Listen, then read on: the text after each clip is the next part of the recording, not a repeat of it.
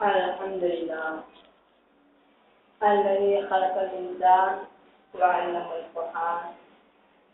أشهد أن لا إله إلا الله وحده لا شريك له وأشهد أن سيدنا مولانا محمدا عبده ورسوله. وقد قال الله تعالى في القرآن العظيم والفرقان المجيد: وعلم آدم الأسماء كلها. وقال الله تعالى أيضا: يرفع الله الذين آمنوا والذين أوتوا العلم درجات.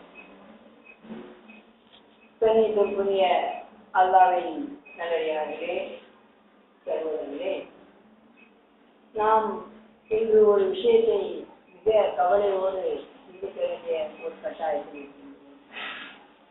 இன்றைய சமுதாயம், நமது இஸ்லாமிய சமுதாயம் எல்லாவற்றிலும் பின்தங்கியிருப்பதை போல இன்னொரு ஆபத்தும் இந்த இஸ்லாமிய சமூகத்திற்கு ஏற்பட்டுக் கொண்டிருக்கின்றது. அந்த ஆபத்து என்ன? அதிலிருந்து நாம் எவ்வாறு தவிர்த்து கொள்வது, நம் இளம் சிறார்களை, நமது வாலிபர்களை எவ்வாறு காப்பாற்றுவது என்பதை பற்றி நாம் யோசிக்கையில் அது என்ன ஆபத்து என்று பார்த்தால், நாம் வெப்சைட் என்று சொல்லக்கூடிய இணையதளங்களிலும் சரி அல்லது அறிவு சார்ந்த புத்தகங்களையும் படிக்கும்போதும் சரி, ஒரு விஷயத்தை சமூக ஆர்வலர்கள், இஸ்லாமிய சமூக ஆர்வலர்கள் குறிப்பிடுகிறார்கள். இஸ்லாமிய சமூகத்தை வேறெடுப்பதற்காக சில காவி கூட்டங்கள் சில வகையான முன்னேற்பாடுகளை செய்து கொண்டிருக்கிறார்கள். அதற்காக வேண்டி 100 வருட திட்டத்தை ஏற்படுத்தி அதிலே இஸ்லாமியர்களை அவர்கள் கருவறுத்துக் கொண்டிருக்கிறார்கள்.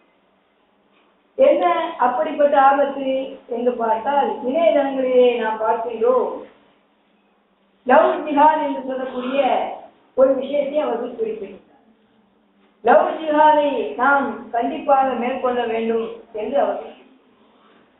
லவ் ஜிஹாத் என்றால் என்ன என்று பார்த்தால், நாம் சொல்லுவோம் அல்லவா, சஹாபாக்கள் ஜிஹாத் செய்தார்கள் என்று நாம் சொல்லுவோம் அல்லவா, அவர்கள் தற்காப்பு யுத்தங்களை நடத்தினார்கள். இதே போன்று அவர்கள் ஒரு திட்டத்தை வகுத்து இஸ்லாமிய சமூகத்தை சார்ந்த பெண்களை, இஸ்லாமிய சமூகத்தை சார்ந்த ஆண்களை என்ன செய்ய வேண்டும்? காதல் என்று சொல்லக்கூடிய ஒரு இழிவான ஒரு இன கவர்ச்சியின் மூலமாக இஸ்லாமியர்களை நாம் மதம் மாற்றிவிட வேண்டும் என்று அவர்கள் ஒரு திட்டத்தை வகுத்து அதை இணையதளங்களிலே, வெப்சைட்டிலே பகிரங்கமாக அவர்கள் அறிவித்து, இப்போ யார் செய்வாரோ? சமீபத்திலே போன வருடம் என்று நினைக்கின்றேன், ஒரு மாநிலத்தினுடைய மாநிலத்தில் இருக்கக்கூடிய அந்த இயக்கத்தை சார்ந்தவர்கள் பகிரங்கமாக ஒரு செய்தியை வெளியிட்டு அது ஒரு பெரிய சர்ச்சை கொண்டாங்க. நமக்கெல்லாம் தெரியும். ஆக அவர்கள் சொல்லக்கூடிய விஷயம் என்ன? நமது இஸ்லாமிய சமூகத்தை சார்ந்த இளைஞர்களை, இஸ்லாமிய சமூகத்தை சார்ந்த இளைஞர்களை அவர்கள் என்ன செய்ய வேண்டும்? மாற்ற வேண்டும், தம்முடைய மதத்திற்கு மாற்ற வேண்டும், இஸ்லாமியர்களை அவர்களுடைய தொடர்பை விட்டு நீக்க வேண்டும் என்பதற்காக இது போன்ற அவர்கள் முயற்சிகளை செய்கிறார். இதை எப்படி நாம் எதிர்கொள்வது? இந்த ஆபத்துகளை விட்டு எப்படி நம் இஸ்லாமிய சமூகத்தை காப்பது என்று நாம் பார்க்கும் பொழுது, இஸ்லாமிய சமூகம் ஏன் இப்படி மாறுகின்றது? சமீபத்திலே ஜூலை 13 அரசு கெஜெட் என்று சொல்வார்கள். கெஜெட்டிலே பெயர் மாற்றம் செய்பவர்கள், அதே போன்று மதம் மாறியவர்கள் என்ன செய்வார்கள்? அவர்கள் கெஜெட்டிலே பெயரை மாற்றுவார். சமீபத்திலே ஜூலை 13ஆம் தேதி நடைபெற்ற அந்த கெஜெட்டிலே ஒவ்வொரு 10 நாளுக்கு மத்தியிலே அந்த கெஜெட்டிலே பெயர் மாற்றம் செய்வார். அங்கே பார்க்கும் பொழுது அதில் 7% பேர் இஸ்லாத்தை விட்டு நீங்கி, நமது இஸ்லாமிய சமூகத்தை சேர்ந்த 7% பேர் இஸ்லாத்தை விட்டு நீக்கி ஒரு மாற்று மதத்திற்கு அவர்கள் சென்று விட்டார்கள். ஆக இது போன்று கெஜெட்டிலே மட்டுமல்லாமல் மற்ற நேரங்களிலும் கெஜெட்டில் பதிவு செய்யாமலும் எத்தனையோ சமுதாயம் நம் கண் முன்பாக நமது இஸ்லாமிய சமூகத்தை சார்ந்தவர்கள் மதம் மாறிக்கொண்டே இருக்கிறார்.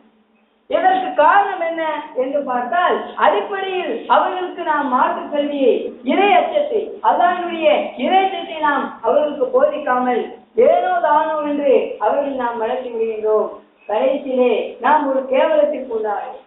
நம்முடைய சமுதாயத்தை சேர்ந்தவர்கள் கேவலத்திற்கு உள்ளாகி வருகின்றனர். சமீபத்தில் கூட நான் கேள்விப்பட்ட விஷயம், இந்த ஏரியாவில் கூட ஒரு முஸ்லிம் பெண் என்ன செய்தால் அப்படி இஸ்லாத்தை விட்டு அவர் நீந்தி போகும் பொழுது அவரிடம் ஏன் நீ இஸ்லாத்தை விட்டு நீந்தி செல்கின்றாய் என்று கேட்கும் பொழுது நீ உன்னுடைய வேலை பார்த்து கொண்டு போ என்று சொன்னதாக எல்லாம் நமக்கு தகவல். ஆக இது போன்ற விஷயங்களை நாம் அதிகம் யோசிக்க வேண்டிய ஒரு தருணம்.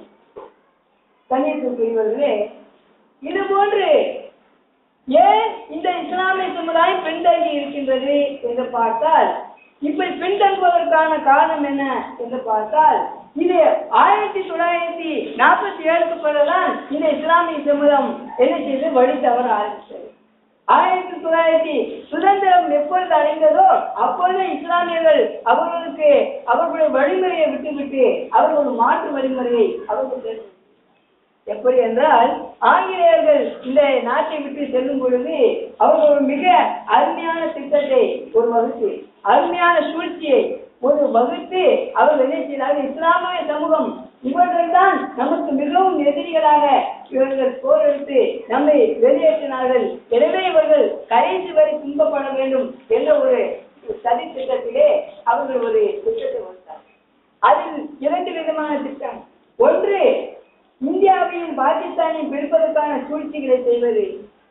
இன்று பார்க்கின்றோம், அந்த இந்தியாவும் பாகிஸ்தான் பிரிந்தனால் எவ்வளவு பேர் இன்னல்கள் இஸ்லாமிய சமூகத்திற்கு ஏற்பட்டிருக்கு. இரண்டாவது, இஸ்லாமியுடைய கல்வி முறையை விட்டுவிட்டு செக்குலரிசம் என்று சொல்லக்கூடிய பொது கல்வி முறை, மத சார்பற்ற ஒரு கல்வி முறையை இந்த இந்தியாவில் அறிமுகப்படுத்த வேண்டும் என்பதற்காக வேண்டி மெக்காரே என்று சொல்லக்கூடிய ஒரு அறிவாளியை அவர்கள் என்ன செய்தார்கள், இங்கிலாந்திலிருந்து வரவழைத்து அவர்கள் இந்த சென்னைக்கு அவரை வரவழைத்து இந்த இந்தியர்களுக்கான ஒரு பாடத்திட்டத்தை அவர் கொடுத்தார். அதன்படிதான் நாம் இன்று படித்துக் கொண்டிருக்கக்கூடிய இந்த பாடத்திட்டம் என்பது மெக்காரே என்று சொல்லக்கூடிய ஒரு அறிஞனால் வகுக்கப்பட்டது.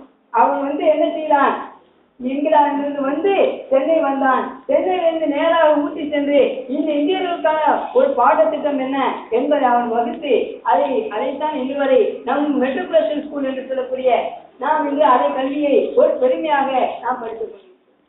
இதனால் என்ன விளைவுகள் ஏற்பட்டது என்று பார்த்தால், இஸ்லாமியர்கள் என்பவர்கள் அவன் அந்த மெக்காரே என்று சொல்லக்கூடியவன் என்ன செய்கிறான், அது முடிவுரையிலே அந்த பாடத்திட்டத்தை வகுத்துவிட்டு முடிவுரையிலே ஒரு விஷயத்தை சொல்லுகின்றான். நான் ஒரு பாடத்திட்டத்தை